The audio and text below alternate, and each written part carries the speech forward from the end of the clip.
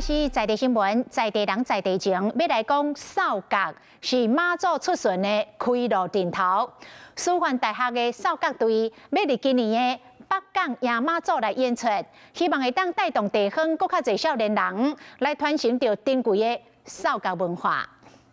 师范大学扫角队伫咧北港朝天宫头前表演迎马祖的歌曲。扫角队是马祖出巡重要的开路阵头。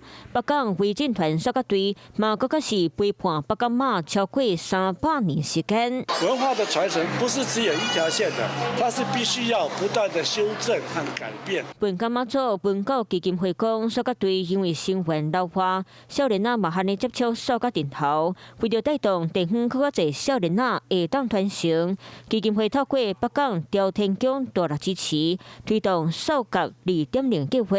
年轻人比较少愿意来参加，然后队员年纪比较大，承接的问题。师范大学扫角队卖伫咧明仔载透早9点和下晡2点，伫咧北港朝天宫奔扫角，欢迎乡亲同齐来看感动人心的表演。